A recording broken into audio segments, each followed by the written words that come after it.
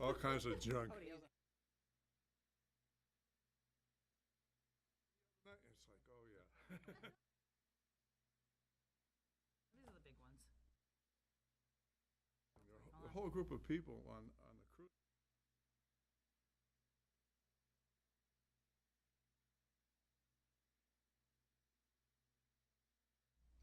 Should we go? I'm good with you. It being 4 o'clock, I call this meeting of the Chelmsford School Committee to order. We all rise to the Pledge of Allegiance. Pledge allegiance to the flag of the United States of America, and to the republic for which it stands, one nation, under God, indivisible, with liberty and justice for all. This meeting is being televised by Chelmsford Telemedia. Obviously, no one else present to record. So welcome. Just a couple quick things to start with, just kind of recap of the last couple weeks. Policy Subcommittee met again. We were able to get through another section. With any luck, we have another Policy Subcommittee meeting tomorrow, and hopefully we can finish up with that part of the process. So that's on the plate. Tonight we have a couple more sections to look over and hopefully approve. So we're getting towards the end of that process, so that's good. Facility Subcommittee also met to review the items in a comprehensive facilities assessment that was done a few years ago. So one of the things the superintendent did is he and his team put together a folder within the Dropbox that has a list of all of the items from the assessment, kind of categorized by high priority, medium priority, low priority, completed, and a couple other categories. So if anybody is interested in that, that's available in the Dropbox to look at. So hopefully what's going to come out of that is that in one of the next upcoming meetings, superintendent will present a 10-year capital improvement plan that we're going to look over and kind of look at how we want to attack those things going forward. So that was good to get together and kind of take a look at that again. And also talk a little bit about new building project and where do we go if we get approved in terms of the facility assessment and if we don't get approved. So so there was good discussion was had on that. So last thing I just wanted to mention is the warrant signing schedule that was in the packet last time has been updated with some new dates. So that's also in the Dropbox, so you might want to just take a look at that and make sure that you know when your time is up in terms of that. So moving on, there is no consent agenda for this meeting. There is no public comment. There are no people present. So any good news? Yeah. Nope. No. Everything's good. Everything's great. Okay. Everything's great. Great. So now we're in new business. So I'll let you take from here. All right, so we have a few agenda items this evening. The first one is our preliminary FY18 end of the year close. As you know, our fiscal year ends on June 30th. Joanna and her staff in the business office work very closely with the town accounting and auditing office over the course of July and into early August to close the books, close all the purchase orders, make final payments, things along those lines, in anticipation of getting ready to open fiscal 19 and also do our year-end reporting. So Joanna has provided a report. Again, we term it preliminary just because the books haven't officially closed yet. That'll happen over the next couple of weeks, and then you will get a final report in the August meeting when we get together for that time. But Joanna, would you like to just kind of walk us through kind of where we're at? And then at the end, there's a couple of recommended motions I would make to you as part of this kind of tentative closing, and we can get into that when we get there. Okay, thank you. So the fiscal year 18 budget was 57 million, and I have a memo and then the detailed reports showing how we've spent funds through the year in the different categories. The variances will look familiar to you, the ones that came about very early, kind of stayed with us through the year. And then we also talked about it in our projection in May. And I can go over each variance if you want, or we can loop back around to them if there's anything new that you'd like to talk about. If you go to page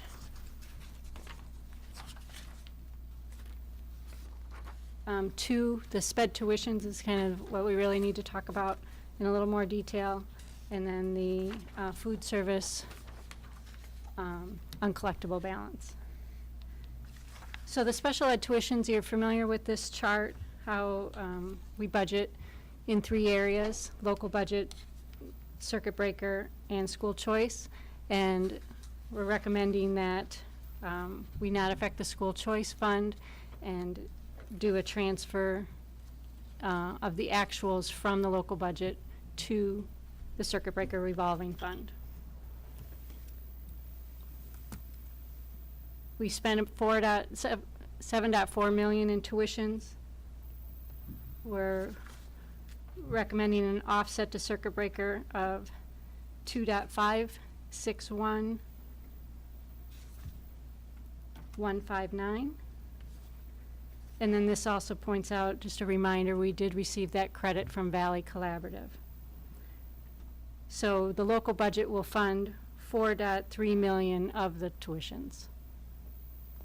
After that transfer, we'd still have a balance of $995,174 in the circuit breaker revolving fund. The 4th quarter payment did not come in before June 30th. It came in early July, I want to say the 9th. And that was for $1,010,642. So when you add that back to the $995,174, that'll leave the circuit breaker reserve at $2 million.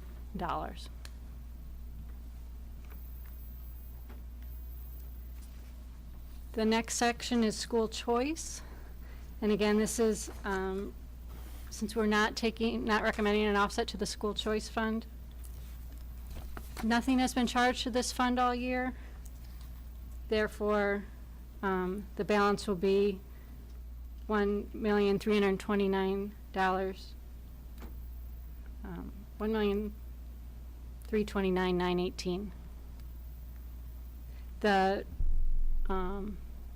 June payment also was not received by June 30th. It was July 5th.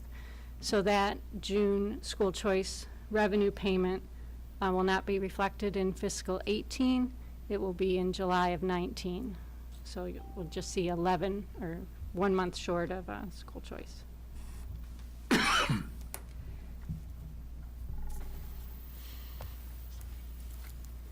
Move on to food service.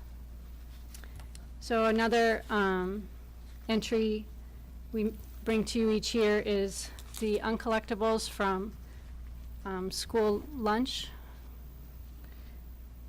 And this year, the total is $16,168.73.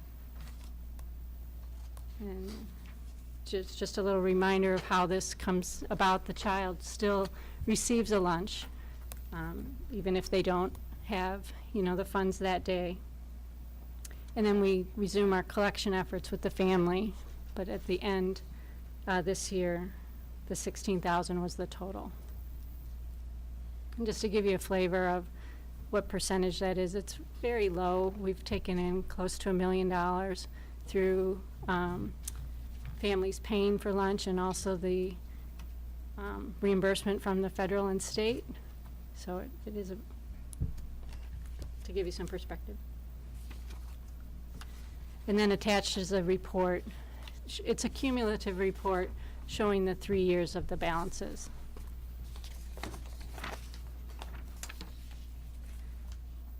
So when you look at the very detailed report of the 19 pages of the DESE codes and everything, the budget and what we spent, we show that we're unfavorable because we haven't taken the offset to circuit breaker yet. So the last page of the memo highlights changes that will be made between the preliminary report and the final report. The first item is there was some labor charged, and this is just informational, in the first pay period of 19, which was July 6th. That was for June labor, and we did a journal entry moving that back to 18, but it wasn't reflected at the time of this report. So that was $41,000.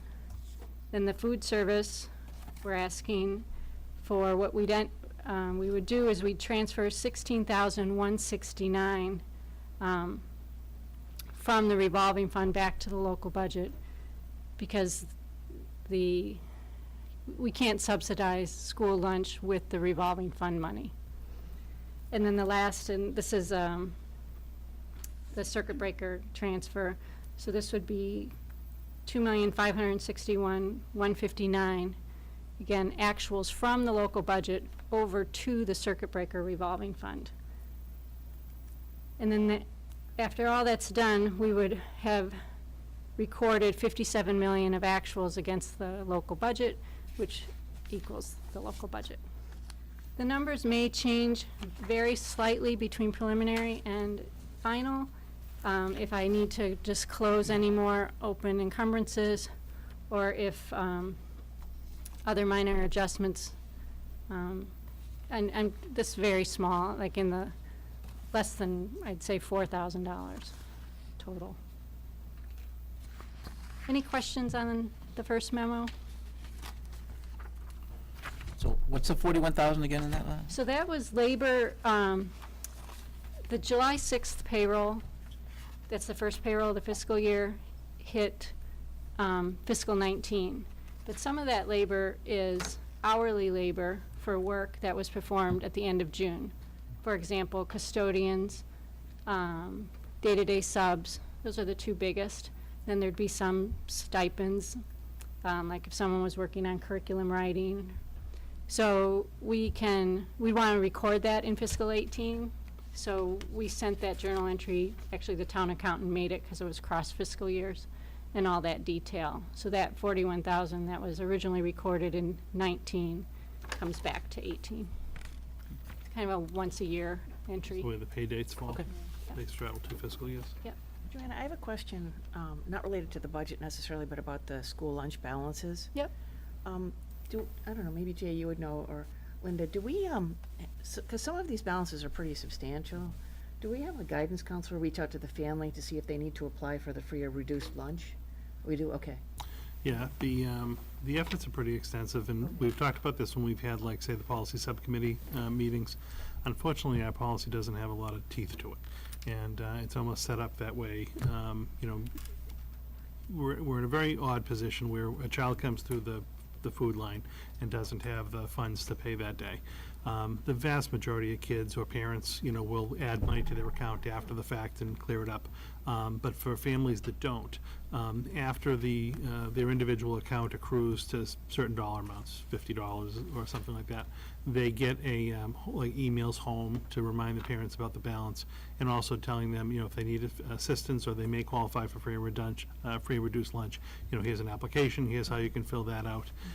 When they hit, say, $100, the school admin also then might be involved as to kind of get it out of the cafeteria, where they or a guidance counselor or someone would actually call the family, kind of check on the situation, see if there's something that the family could use. Because if it is a legitimate issue with the family not being able to pay, we'd want to hook them up with some additional support services.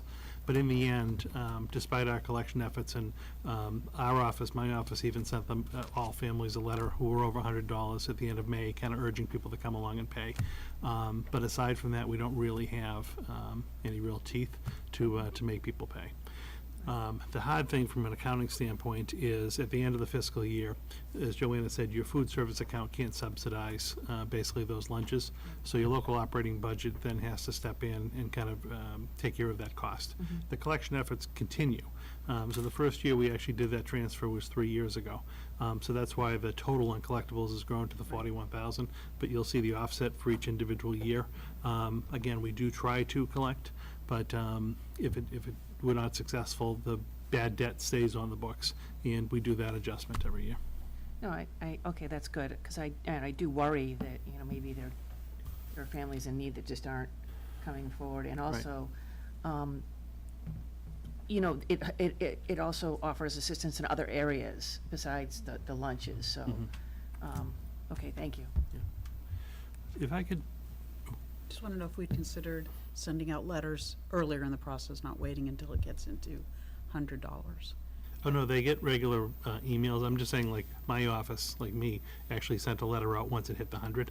But no, during the course of the year, they receive a weekly email with their account balance. Just wondering if we did it at 50 instead of 100, if it just might be a little more, you know, I just feel like people give up, 50, 25, oh yeah, I can do that. Yeah. 100, it's in my rearview mirror now. Right. They do. Yeah, Twice a month, a family gets an email regardless of their Okay. balance, even if it's, she might have set a limit not under $10. I think once it hits $10, Okay, the email goes to the family. yeah. Yeah, and just so I'm clear, it's not about collecting the money. It's about making sure that families who may need some help, get the help that they need. That's more my concern, but if that, Right. we're already doing that, then, Yeah, the meal program themselves automatically generates those like regular emails Okay. that do go out. I'm just saying there are additional layers where, say, like the building admin will get involved, and then even like I sent a letter out. Okay. That's just once it hits higher thresholds. I think Donna, in some cases, and we all know this, people are taking advantage. I mean, they know our policy has no teeth. yeah, no, I understand. Because we don't want to hurt those people who really require it. Right. And some are just like, I'm not paying. No. And it's sad, but that's the way it is. Right, thank you. No. I'm glad to know that we do that. Thank you. Yeah, they do. Maybe just a couple kind of high-level comments from me on this particular, so if you go back to page 2, that whole, so I just want to make sure, because this is a pretty big transfer, that everyone kind of understands the background of it. So we started a practice where all of our tuitions, instead of charging them to the 3 various accounts over the course of the year, to really be able to record what our expenses are and to be able to best track that, we charge everything to the one account in the local budget. And then at the end of the year, we come in and do our transfer. It doesn't have to be done that way. Personally, I think that's a good way of doing it because you can monitor all of your activity in one account. But that's why this particular, you'll see the total budget being a deficit by why we take this one big adjustment to then kind of clear up the account. And that's how we also balance to that 57 million, as Joanna talked about. A couple of key points here, though, is, even after we make that $2.5 million transfer and basically balance the fiscal 18 budget, we still have the $995,000 in reserve. But again, that only represents 3/4 of the payment. We can't kind of dictate when the state's going to give us the payment. Usually they fall within the fiscal year, and you would have the last payment come in before June 30th. This year it didn't. It just happened to come in July. But the accounting practice is you'd post the payment in the year it was received. So technically, we're in a situation where we have 3 revenue payments coming in 18. That leaves $1 million balance. But come July, it was the 8th or the 9th, whatever Joanna had indicated, we received another $1 million, which is really for last year. So our total account balance for special ed, our set aside, is $2 million. We missed the recording of it by the 9 days. It had nothing to do with us. It's just the way that the money came in. That's going to be something that we're going to have to kind of keep in mind and play pretty close in 19, because we're going to assume that all 4 payments are going to come in, and that's not going to happen where the 4th quarter payment slips to the following fiscal year, because we can't have more than a full year's appropriation in the circuit breaker account at the end of the year. So we're going to have to kind of watch that and make some recommendations to you as to how to potentially spend down some of that money or reallocate some of that money so we don't find ourselves in that kind of a position. But I think it's, very good news that, we've been talking about trying to build up that circuit breaker reserve to about $1.5 million, and we've actually surpassed that. So we'll be at $2 million. Part of the reason we're an extra $500,000 higher than we wanted to be was the state did a supplemental budget appropriation at the very end of May, early June, and that affected circuit breaker. The percentage went from, I want to say, mid-60s to low 70s, 65 to 72. Yep. And that was about a $300,000 swing for us. So that was money, obviously, we hadn't budgeted because we thought we were going to get a lower rate coming in, but that actually now helps us with that balance. And the other offset that's favorable to us is that extra Valley Collaborative money. So this is now, you're seeing the true total amount of that credit being applied to the circuit breaker fund. We were originally talking about possibly having 2 funds. So right now, we have it all in one fund. So I think it's, it's extremely good news that we actually have we've totally met the kind of amount that we've wanted to set aside for special ed reserve. And now we don't have to be as aggressive in kind of saving going forward, but we can apply some overage if we get extra circuit breaker money to programming. So I think that's a big thing to kind of walk away with. But again, that's a big number. I just wanted to make sure everyone kind of understood that. And I think to the second point that Joanne had talked about school choice, we had school choice revenue as an offset in a couple different areas of the budget. But because the regular operating budget was in good shape and actually had some excess in various accounts, we don't have to offset that money to school choice. So the school choice money can then build to reserve as well. So we're not gonna have to do an offset to that. We're gonna start the year with $1.3 million. That's before we even get fiscal 19 revenue into that account. But as I mentioned at a previous meeting, over the course of this fall, we'll start to bring some recommendations to you with a funding strategy of how to use school choice, and very likely to be able to fund a technology initiative in the district. So that will be forthcoming as well. And then Joanna did a nice job of explaining the food service offset. It's something that we work with, and we just need to kind of make that transfer to clean up the books. By and large, I think by making the transfer to circuit breaker of the 2.561 preliminary number, again, it's only going to be off by a couple of $1,000s, if that, when it comes to the final number. And that often happens because right now, as we're closing out purchase orders for the year, we might have a little under 150,000. 120. 120 in total purchase orders. So when those carry over at the end of the year, if we have invoices that come in that don't totally meet the amount of the purchase order, so you put a purchase order up for $100 to buy a book. In the invoice, so we have $100 reserved. If the invoice comes in and it's only $90, then we pay the $90. The $10 that we don't have to pay gets liquidated, and it goes back into the account. So then technically, we wouldn't have to put that $10 toward the circuit breaker amount. That's why you might be off cumulatively. When you look at that $120,000 of open POs, you can be off a couple $1,000s by the time we actually do the final close in August. But I think the 2.561 number is a good number for tonight.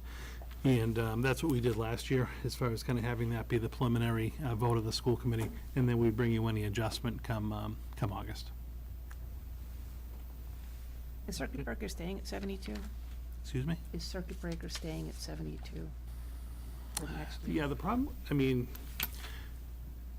I don't know, because you've got 3 versions of the budget going on. Right. And then the other issue that happens is the state basically backs into the number based on the total claims. Okay. So we just submitted all of our claims for last year. They basically have a bucket of money for circuit breaker.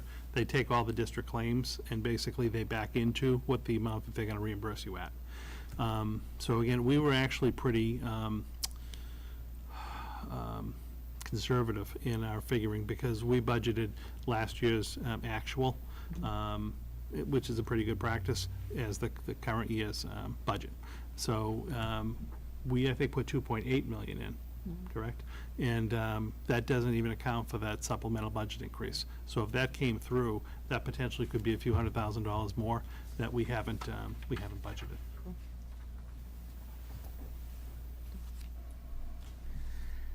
Any other questions? No? Do we need an emotion? We did a couple of motions. The first motion would be the food service motion. So it would be the second bullet. It's a request to transfer $16,169 from the general fund to the school food service fund.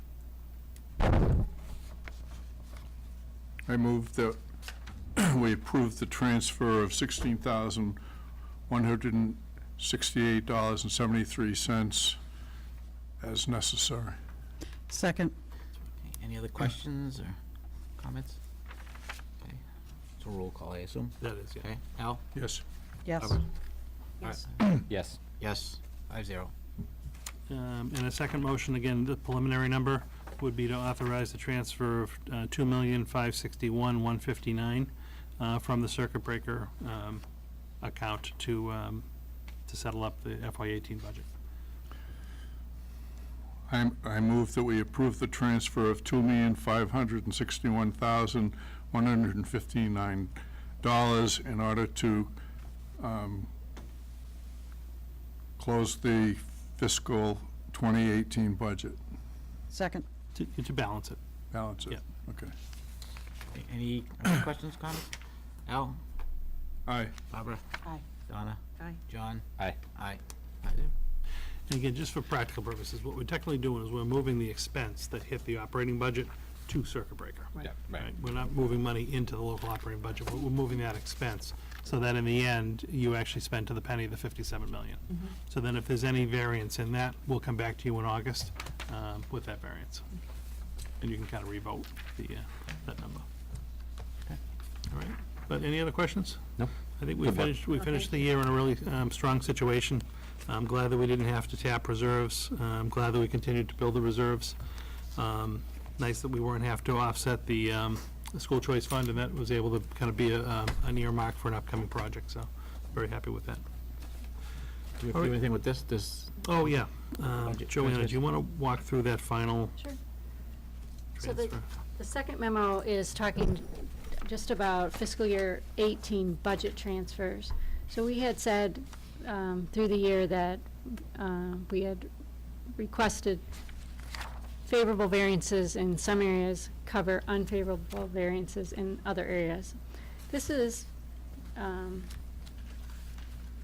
taking and doing just that. It's transferring where the accounts that are favorable into the accounts that are unfavorable at a macro level by the DESC function code.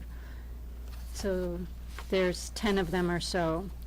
So like the one you're pretty familiar with. Well, we can start with like the first one, just a little one, but I was going to try to one that we've been talking about all year. Maybe halfway down the school psychologist at South Row, the two lines, it said teacher salary South Row to the psychologist South Row, 41,099, and then the one right below that, teacher salary South Row, again to psychologist labor, the 26,220. What that's doing is that's covering the variance of the 67,000 from within the local budget, rather than take the offset for the psychologist to school choice, which is how we had budgeted it. So this is taking, like I say, these 10 or so favorable areas, transferring them to the unfavorable areas, so that when I print the report for you next time, there should be no unfavorable variances. You'll see a lot of favorable variances, and then you'll see the offset for sped tuitions, and then you'll be at the 57 million. So these are all transfers within the 57 million. So you're not, it's just moving money from one line to another to make sure that we haven't exceeded the macro level accounts in any particular page of the budget book. And a lot of these are sped transportation and utilities and things like that, I see. Right, Yeah. they match up with the variances I explained in the larger variances. I don't think I wrote narratives on the smaller ones, but the larger ones I did write a narrative on why we went over or why we came in under. And a lot of it, as Joanna mentioned, it's so that we don't have to then transfer to school choice, that we can keep that as a reserve, because we had other favorable balances within the operating budget. So this could actually just be a motion to approve the local operating budget transfers as presented, totaling the 272,674.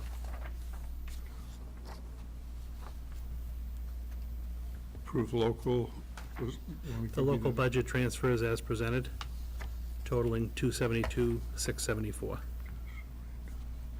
I move that we approve the local budget transfers totaling $272,674. Second.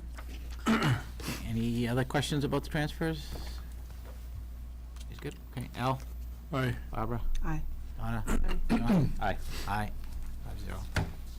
Did I miss anything else? That's good for you? That's good for me. All right, moving on, our second agenda item this evening is seeking your approval of a 2018-2019 employee handbook. If you recall last fall, when we were looking at the coordinated program review and some of the recommendations that came out of that review, one of them was district-wide. We had a lot of kind of policies and procedures, but they weren't in any one particular manual. We didn't have an employee handbook that would actually cover all of these various policies and practices of the district. So one of the projects we worked on this year, we've talked a lot about some of the other ones that have been a little more out in the open as far as like creating that behavioral program at the elementary level. We had a group working on that. Linda's had a group working on student handbooks. Cheryl in the HR office had a group working on putting together the first employee handbook for the district. Again, in response to that coordinated program review finding. So one of the things that the group did decide to do, instead of having it be just a printed paper document, they actually, there's about 25 pages or so of text, but a lot of these are kind of, bless you, a lot of these are like hyperlinks to either appropriate contracts or eventually school committee policies, different types of information that if this is loaded on our website, the staff will be able to access and actually go through, I think, a little bit quicker than actually having a hard paper document. Even as far as upkeep in the future, we have some documents online that if we make an adjustment to something, the book will just link to the new document, so we won't have to go and refresh and reprint something. So this is our, again, it's our first go at putting together that employee handbook. We would love you to review it and approve it so that we can kind of implement this and start giving it to staff and making it available as a resource for this coming school year. And then we're also going to be working with staff over the course of the school year to figure out, are there particular pieces of information that we get questions for more frequently than others, so that when we do an update to the book a year from now, we can try to incorporate some of that in. So I know our HR office, will be keeping track of kind of frequently asked questions or concerns, pieces of information that get asked for from time to time, so that we can keep this kind of a living document and bring you back updates when we feel we have something substantive to be added to it, so that it's a really nice resource for our staff. So I'm happy to answer any questions for you, but seeking your approval of that this evening. Any questions, Barbara? Since it potentially concerns working conditions, was the CFD included in discussions on this manual? On putting the document together? Did they have input? Did you negotiate with them? No, it's nothing that's like negotiable. This basically is just putting all of our, like when it comes to the contracts themselves are just actually like links off of this document. There's nothing in the document that's like new or to be negotiated. Okay. The document itself just kind of pulls together existing practice and policy into one location. Will this document be searchable online? Eventually, when it is online. No. And think about the handbook too, if there were something contradictory to the contract The has contract precedence would, over. yeah, the contract would That's true of any override it. employee handbook Yeah. like that. So, there's no conflict there. Any other? So I think one of the things that we'll have to do is to make sure that the website is up to date, I think, because there was a couple places that I clicked and, it wasn't up to date with the latest information. Couple of things in here you clicked? No, the website. Yeah, there are a couple, Okay. links that go to the wrong policy or have the wrong people as contact people. So, I mean, it's just a matter of. Yeah, behind the scenes, like as we get into the start of the school year, the documents, like say when your staff changes over, things like that, that will be updated behind the scenes so that this document will then point to the correct document. Okay. Once we approve this document as kind of a starting place, HR will actually, on an annual basis, but they'll do this for the first time, go through the whole document and actually verify that the links work properly and print the link so that we actually can then kind of go back if someone ever asked, in August, well, what did this link say? Because if it is a living document, it could change in 6 months. So we want to have those periodic kind of prints of what the actual links are. But that will be an annual process that we have to go through to make sure everything is current and live and working. Okay. So first of all, I want to say this is a tremendous amount of work, and I really enjoyed going through it. I thought that, especially some of the links, I thought were fantastic, as I was reviewing some of them. One question I do have, so the impression that I got from this is that I like that first of all, it standardizes things across the district. But, and I'm not sure that this would necessarily be the right place, but like to spell out things even more. So like, for example, let's say someone has to leave in the middle of the day. Who are they responsible for contacting? I was looking through and I couldn't find that. Like what is the policy for that? Those kinds of things. I didn't know if those would be incorporated into this or, Right. There's gonna be a lot of things that come up that, Okay. in a first pass of like putting this together, that, may either not have been addressed or not have been thought about. Oftentimes, individual, like, schools or departments, may have like a policy or procedure. If someone had to leave my office, they would tell me and they would go. Right. It might be different in someone else's office. Usually that's kind of inter-office. Okay. As to how it would work. Right. This is kind of charting for the first time, just some kind of district-wide. Right. Kind of practices that should be established. All right, I think when staff kind of get a look at this and can give us some feedback, then we might be able to say, if this is a common recurring question, or, Right. Where do I get this particular form or something? We'll be able to take that feedback and put that in new iterations of the document when it comes out. Okay. But staff haven't seen this yet. And again, it hasn't been in any one particular location. So we're actually very happy with the form that it's in, at least to start. all right, yeah, I think It was a it's- lot of work. It was, you can see that it was a lot of work. They did a really, really nice job. But those are just some of the, some of the fine tuning, I think, that I had some questions about. But I think for, the first go-around, this is great. Right. Good. Thank you. Al, you have something? Well, first of all, I move that we approve the 2018-2019 employee handbook. And then I would like to kind of follow up on Donna's. This has been a long time coming, and I think that essentially from starting point zero, it's quite comprehensive, but, as you say, it's a living document, it changes all the time. All right, so first I'll ask for a second on, Second. okay. Any other comments, questions?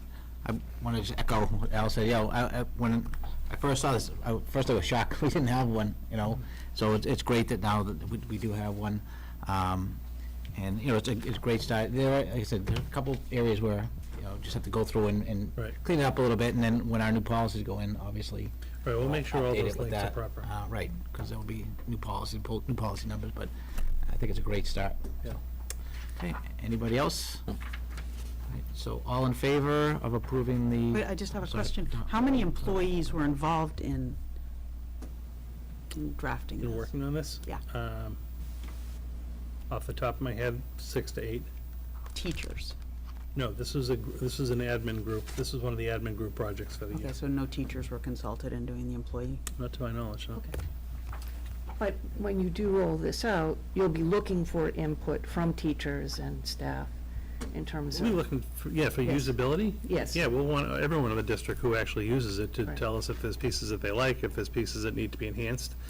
This was just a project because, again, we haven't had How one. would you do that before? So the HR office worked with kind of pulling in other employee handbooks and all the various little policies and procedures we had and put them in one location.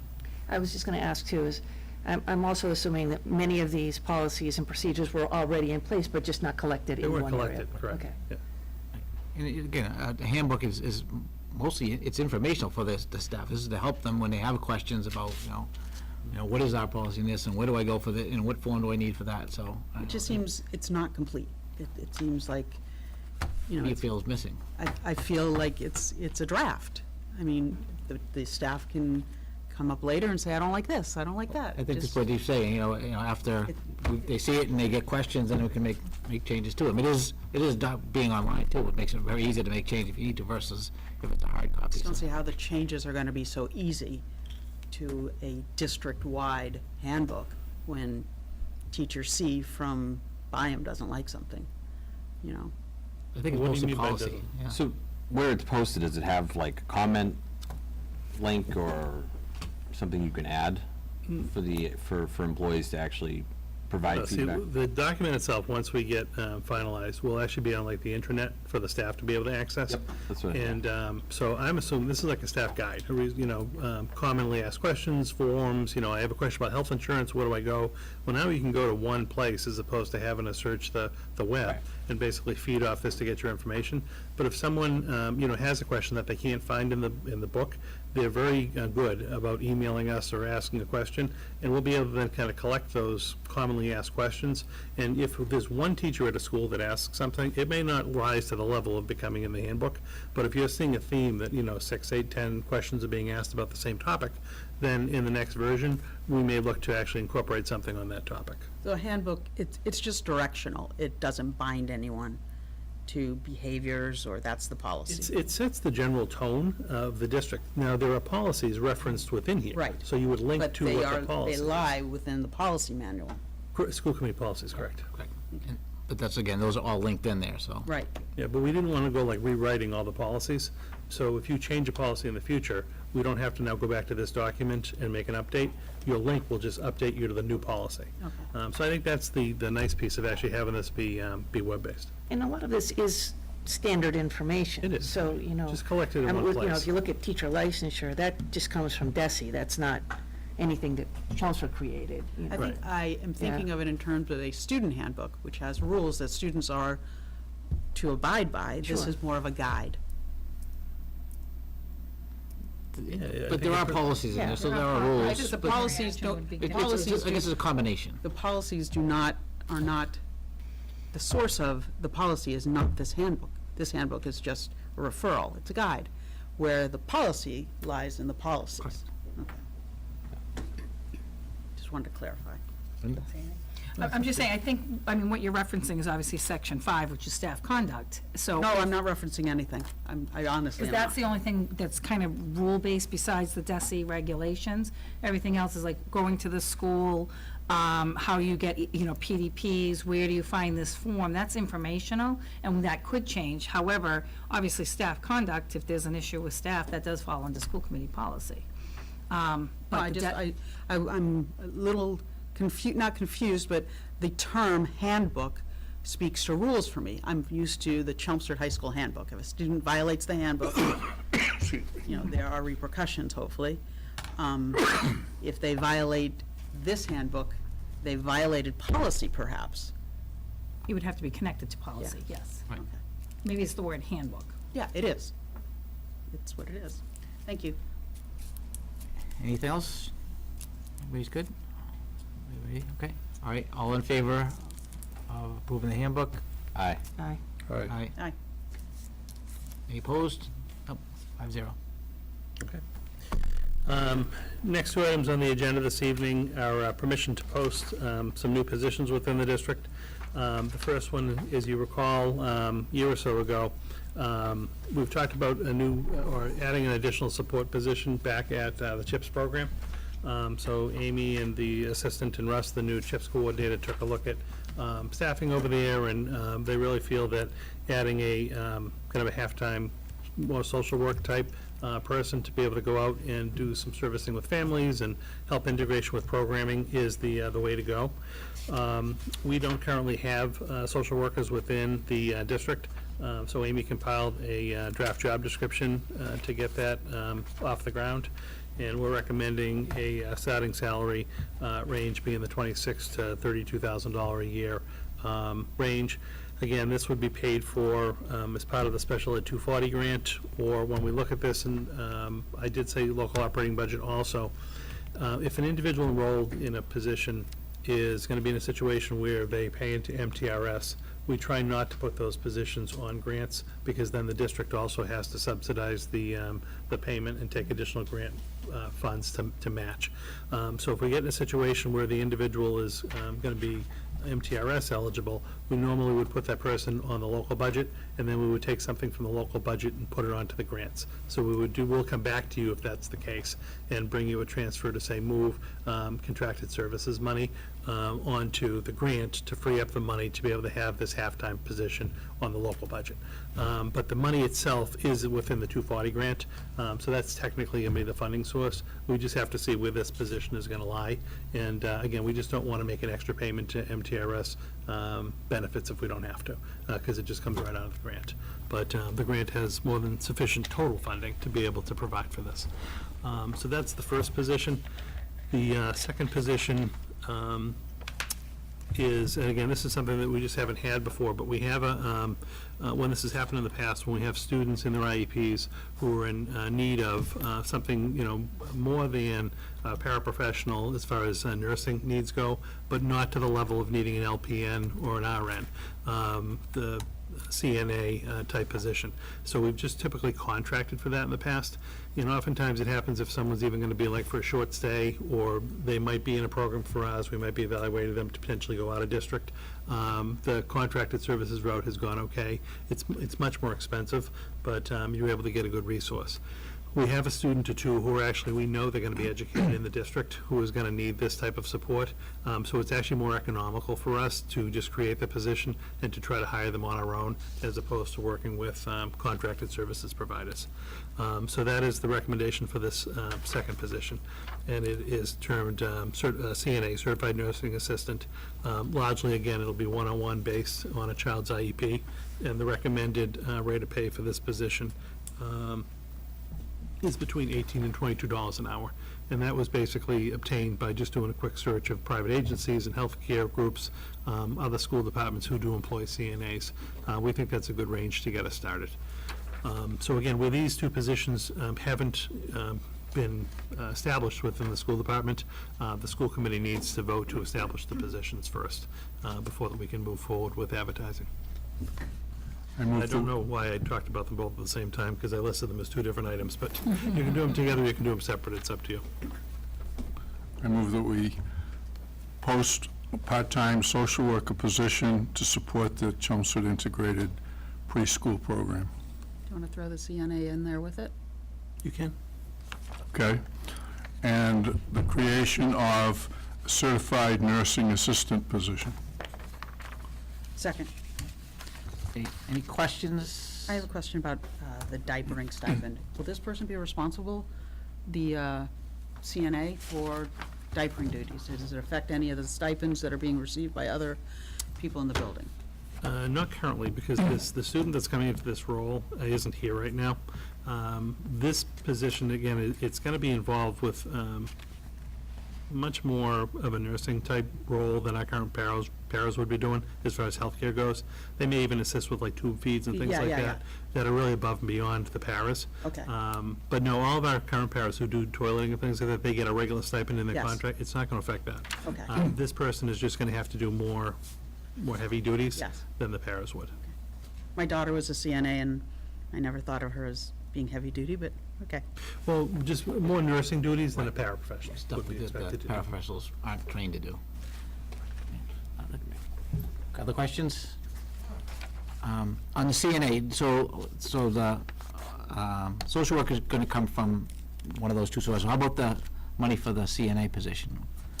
It was currently paid for through the grant contracted services as well. Okay. So contracted services will pay for it. Okay. Once we actually, again, this is a similar situation, there's no MTRS involved, so we could actually just leave this on the grant. But we want to wait and see where the social work is going to fall, and then Joanna and Amy will work and just bring back one recommendation if we're going to do any adjustments to the budget. But the money will come from the grant. And the other thing is this person going to be based in a particular building? It really depends on where the student is, and I know, off the top of my head, I do not know which building they're in. There was a need last year at the high school level. Yep. For a student, but I believe the newer student is elementary level. Okay. I can't remember if it's South Row or Center. Okay. It's not CHIPS. So it'll be a link to that particular student for now? Oh, it's linked to the Okay, student, yeah, okay. because they need it as part of their health plan. Okay. Yeah, Yep. I just forget which school it's Okay. in. CHIPS still does not have a school psychologist, is that correct? Correct, Okay. but this position is going to be the replacement. Okay. Got to fill that void. Okay. All right, any other questions? All right, if not, all in favor? Aye. Aye. Anybody opposed? Any abstentions? 5-0. And lastly, as you know, we listed policies. Yep. To go through that again. Yep. Okay, so basically, we're going to do the same thing as last time. This time we have, what, 4 sections? Yeah, C, D, E, and F. a couple of them are small. Yeah, a couple of them are fairly small, but, so hopefully everybody had a chance to look over those. And so we'll do the same thing, we'll go through each section, and, I'll just read off the title of the policy. If there's any questions, great. If not, we'll move on at the end. We can do all 4 sections at once, and do, what do we do, provisionally? Yeah, we just said provisionally Okay, approved, just so we don't provisionally have to come approved. back and Okay. do them all over again. So, all right, so, starting off with section C, which is general school administration. So, CA, administrative goals. Any questions there? Okay. CB School Superintendent. Questions there? CBB Superintendent Recruitment and Appointment. CBD Superintendent Contract. Can we just highlight when it is an MASC that is substituting for a Chelmsford original, or it's the Chelmsford policy that is, Just make that statement? yeah, if you don't mind, just in the bottom, Sure. just for the record. Thanks. Just grab my notes here. Okay, so. It's right at the bottom, so if Yep, the source is. right. Yep. So going back then, CA was an MASC policy, CB was an MASC policy, CBB is Chelmsford, CBD is MASC, Superintendent Contract. Anybody? I wasn't here for the discussion. Do you know why we chose to CPB, whatever that I is? think you were for C, still here, because that was the second, Oh, okay. second day, so you were here for Okay. that particular one. All right, 'Cause- you're right. Right, anybody else? Okay. CBI, Evaluation of Superintendent, MASC policy. CCB, Line and Staff Relations, which I don't think we had, so that's an MASC one. It's kind of a chain of command type of thing. CE, Administrative Councils, Cabinets, and Committees, MASC, and again, I don't think we had that one. CH, Policy Implementation, MASC. CHA, Development of Procedures, MASC. CHB, Review of Procedures, which is Chelmsford, correct? Yeah. One of the things trying to remember this. I think it's somewhere it says it reviews every 5 years, is that right? Yeah, I read that somewhere too. Yeah. In the I think second that's under paragraph. Is there a policies. paragraph?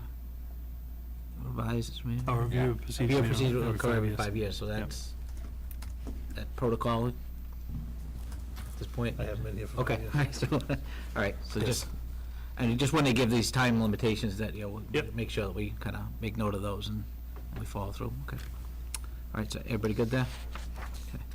All right, CHCA, Approval of Handbooks and Directives, MASC. CHCA-E, Approval of Handbooks and Directives, second page, MASC. Just kind of lists things a little different. CHD, Administration and Policy Absence, MASC. Okay, a lot of times I think we took MASC just because it's simpler than what we had in Yeah. ours, if I remember Yeah. right, so Oh, yeah. that's. I'm sure of it. Next one, which didn't have a number on it. Which is this administrative reports, so CL, I think it is. I have it I'll right? add that. Yeah, I think it's CL, I have it in my notes. Okay. Administrative reports, MASC. Right, CM, School District Annual Report, MASC. CN, School District Long Range Planning, Chelmsford.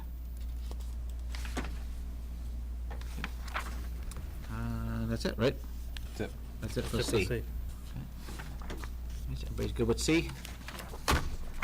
Okay, moving on to section D, fiscal management. Excuse me. DA, fiscal management goals, MASC policy. Good. DB, annual budget, MASC policy. DBC, budget planning, Chelmsford policy.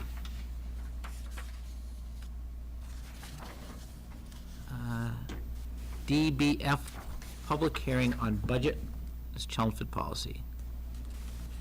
I have there, on that one, it says we publish 7 days prior in the newspaper, does that? Yeah, we still do. Okay, so we'd still do it in the newspaper, that was my question, is we'd still do it in the newspaper? Yeah, even the MASC policy said you had to do that too, because I remember having a discussion with Mike about, you know, should you do Chelmsford Independent or Little Sun or whatnot, Yeah. but there's the 7 days as well. Okay. DBG, Budget Adoption Procedures, MASC. DBJ, Budget Transfer Authority, MASC. DD, Funding Proposal and Applications, MASC. DGA, Authorized Signatures, Chelmsford. So basically, this is the warrant signing. your warrant We signing, decided yeah. to stick with the 3 people signing, because I guess MASC had only 1 person. needed to- Yeah, that new Municipal Modernization Act Yeah. technically allowed for like 1 person to do it, but we had talked about it and said we like the 3, Yeah. so we're gonna keep the 3. Keep it with that, so everybody's still on the hook. Yeah. DH, Bonded Employees and Officers, MASC. DI, Fiscal Accounting and Reporting, MASC. DIE, Audits, MASC. DJ, Purchasing, MASC. DJA, Purchasing Authority, MASC. I think I said that one twice. DJE, Procurement Requirements, MASC. Ours hadn't been updated, so these are the new thresholds. Okay. DKC, in Expense Reimbursements, MASC. Okay, everybody good with those? That's good. Moving on to Section E, Support Services. EB, Safety Program, MASC.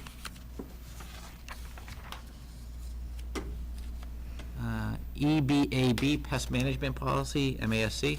Donna's favorite. Very good.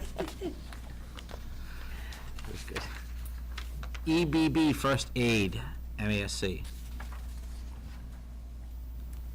EBC, Emergency Plans, MASC.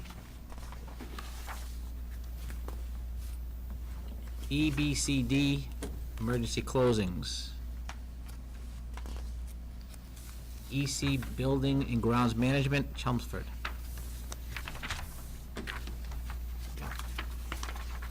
ECA, Building and Ground Security, MASC. ECAC, Vandalism, MASC. ECAF, Security Cameras in Schools, MASC. Good. EDB, Maintenance and Control of Materials, Chelmsford. EDC, Authorized Use of School-Owned Materials, MASC. EDE, Recycling, Chelmsford. So how do we do our recycling, by the way? Do we have bins in the schools and, Yes. At least do not. yeah, okay. They have just in the wondering. schools and they have the big ones outside. They collect like plastic bottles and all that. Lobby, lunches there's and- usually, As much as I can, Yeah, yeah. okay, good. A lot, a lot of paper. Under Yeah, the- well, it's under always the paper. references, is that supposed to be waste bins, I wonder? Which one you in? In the legal reference at the bottom? Oh, bins, yeah, not bands. And- I'll fix that. Anything else in that Oh, one? you know what? I'll double check the reference, because it could be I some kind of don't know. statewide ban Yeah, on let's recycling. just see, Could yeah. be the one, yeah. Yeah, I'll find out for you. Everybody else good on that? EEA, Student Transport Services, MASC, no, excuse me, Chelmsford. That one. EEAA, Walkers and Riders, Chelmsford. EEAE, School Safety Program, MASC. School Bus Safety Program, excuse me. Now, a lot of these bus ones, we didn't have at all, right? I didn't think so. EEAEA, Bus Driver Examination and Training, MASC. Can you say that again? Yeah, no. EEAEA-1, Drug and Alcohol Testing for School Bus and Commercial Vehicle Drivers, MASC. EEAEC, Student Contact on School Buses, MASC. EEAG, Student Transportation Private Vehicles, MASC. EEAJ, Motor Vehicle Idling on School Grounds, MASC. EF, Food Service Management, Chelmsford. EFC, Free and Reduced Price Food Services, MASC. Goes right into what we just talked about. EFD, Meal Charge Policy. That is That's it. MASC. Just, Al, I looked up real quickly that citation, it is a ban. It's Okay. what's banned in recycling bins. Oh, What you're okay. banned to put in, so Okay, it is right. good. Right, anything on that? Everybody good? Okay, last one, Section F, Facilities Development. So FA, Facilities Development Goals, MASC. FCB, Retirement of Facilities, MASC. FF, Naming of Buildings and Grounds, which is Chelmsford. And this is something, I know Al, we've talked about this, we're gonna have to work on something maybe procedurally, because we had a request and for somebody in terms of naming, and it's somebody we don't know, so it's gotta have some sort of procedure, so Yeah. whether it's, you know, you have 50 signatures or whatever to kinda, I think there's a policy that you can't name a building after someone that isn't known to the community. right, this isn't a building per se, it's a part of an athletic, Okay. but just, you know, just so that we can make sure Yeah, that, the you know. policy naming rights should be. Right, that's a little bit different than this, okay, but that's something maybe for a future meeting, just kind of talk about, because I know that we have something kind of on the table with that. Last one, FFA Memorials, MASC. That's it, 4 sections. Did these, if we were to approve this, I mean, through all these policy subcommittee, are there any substantial changes to how you operate right now, or are they just minor things? No, I think the districts and the MSCs, there's a lot of continuity Okay. between them. There's nothing major that you're adopting here that we don't currently do. Okay. I think it's just kind of a streamlining everything. The order is a little bit different. But no, we're actually making pretty good progress. And I think what we decided at the last meeting, we just voted to kind of tentatively approve them. And then once you get the entire manual all done, then you'll actually take some kind of a formal vote to basically adopt that as your manual moving forward. But it's been a good exercise. Yeah, because we didn't want any conflicts too, to have an old policy in the books and then approve a new one and have them. Right. Yeah. So we figure we'll wait till the end and get them all at once. Move that we give provisional approval of school committee policies C, D, E, and F. Second? Any further discussion? All in favor? Aye. Aye. Anybody opposed? 5-0. Okay, all right, I'll try to get the next couple on the next meeting. yeah, any liaison reports at this point? No one's in business right now. Nobody's in business, no good news, no I do liaison. want to give a shout out to the community ed program at the Harrington, Summerfest. Yeah, It's a really good program. My daughter does it from like 7 a.m. until 6 p.m. Oh, really? You can just drop your kid off all day, so I love it. That's right. No, it's a really good program. They have activities all day, and the kids have something to do while you're working, so, good stuff. Right, yep. It was cooking by Linda, but she didn't cook. It wasn't me. You should have cooked. Sorry, go ahead. Unbelievable. From CPAC, I'm not sure if people were aware, but Ari Rapoli went down to Washington and met with Elizabeth Warren and spoke on a student panel talking about legislation and issues regarded to dyslexia, which I thought was just a phenomenal opportunity. She's a student? Yeah, Yeah. she's, Yeah. I think she's 11. Really? Wow. McCarthy? Yeah, she was at McCarthy. Great. And so, you know, she continues to be a great advocate, you know, for some pending legislation. Right. At the state level, but also addressing this on the national level as well. So, All right, anybody have any new items that they want to? when is our next meeting? Well, I was gonna bring that, so right now, our next meeting isn't until August 21st, so I would like to see if people would be interested in trying to get another meeting in there, because I know that we have some loose ends to tie up. I'd like to be able to start working on just looking at our goals from last year and putting together new goals for this year, and that's one of the reasons in your packet I did ask that superintendent put in a school committee self-evaluation. It's pretty simple, immediately, first 2 pages are kind of just explaining what it's about, but it's just kind of going through 4 major areas and putting down what you think, you know, and that's just kinda get everybody's view on where things are, so that when we start to sit down and talk about what do we want to achieve for next year, we kind of have a starting point. So, you know, one, I would like to see if there's some interest in having another meeting in August, maybe before the August 21st, and then if we are, if you could try to complete that before that, and if you want to just give it to Deb Phillips, and she'll kind of put everything together and get that ready for our next meeting. So, so in terms of meeting times, I mean, if we want to keep it on a Tuesday, and keep it on kind of like every other, that would be August 7th, if people are available then. I don't know what people have. Schedule. I don't have access to it. Yeah, I'm not available that day. you're not available? No. Is it just that day, or is that a whole week? Whole week. Yeah. I'm on a conference for a week. I don't know. We just send out an email and see what Yeah. people, Yeah. what's worked for people, and then we'll try to put something together. And again, you know, and then, you know, if there are some loose ends that I know we'll probably still have some loose ends in terms of the budget. Try to get those last sets of goals done. Yep. Be done with that. And then, you know, whatever else we have dangling from this year's goals and the other items we had in that list, so. All right, so we'll do that. We'll put something out there and try to get another meeting in at one of those times. And again, the other one is the 21st, and you said we're going to try to put together a schedule past August? Yeah, we'll schedule out the whole year. Okay. Coming out of the gates, I think we're just going to avoid the vacation weeks, so that when we post the schedule for our meetings, you know, we usually post the February and the April one, and then we'd make a vote later to change it. Let's just change it right out of the gate Yeah. and kind of schedule around that. Yeah. And that way we can get them advertised on the website and everything. And same thing, election, I know we ran into Election and then the budget stuff Yeah, and all that, right. so. For Forecast the upcoming whole year. meetings, Yeah. either at the next one or on the one on the 21st, can we put transportation on there just to, just get an update? An Yeah. update. Yeah, well, you know what, when I send out the email dates, if there are items you want to, Okay. you know, Yeah. put in stuff, and try to add that to that. Yeah. What in particular on transportation did you want to?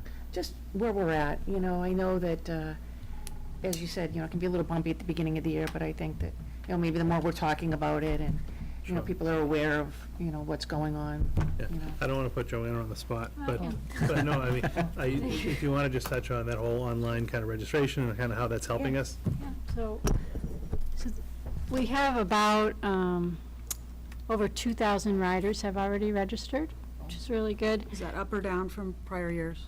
Well, it's different this year, remember, because before, if you had registered long ago and you were K to 6 over 2 miles, you didn't have to register. Okay. It was assumed you were riding again. So that's been in place for many years. So this is the first year we're asking people to register, even if you're free. We still want to know about you, and We're so, issuing bus passes to a lot of people who weren't riding the buses, Right. who then just made the routes be inefficient, and, you know, bus might look overloaded, but it's not. So Right. this will help us with load balancing and everything, and for 2,000 people to already come on board and register, I think is huge. This is our first year doing this yeah, enhancement. so we don't have a good comparison from last year. We've sent out, I think, 5 or 6 Connect Ed messages to families, reminding them to register. And then the other thing that's new is the payments are all online. So that got rid of about, last year, I think around 750 families paid by check. And this year, it's all online, and families seem to really like No that. complaints? You. Some people still, I think I did take in a check, you know, she's right there, I'm not gonna say, Right. you know, no, and it was like the deadline, you know, so it's like, okay. So, Peter's loading all that in as they come so that we can, start with the routes and start with the stops. We've got the bus pass draft ready, different colors this year.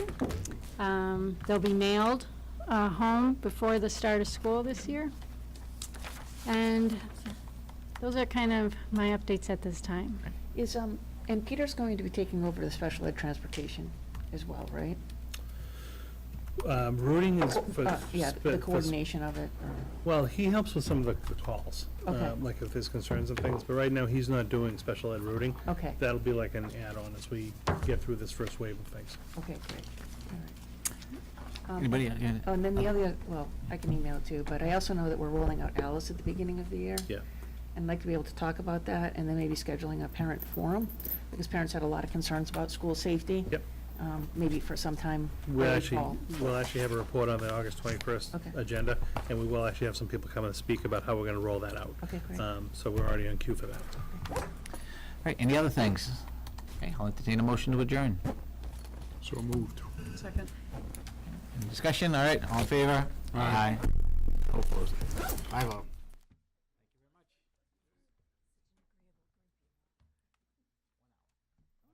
No, but you know what, there's a lot of policies too.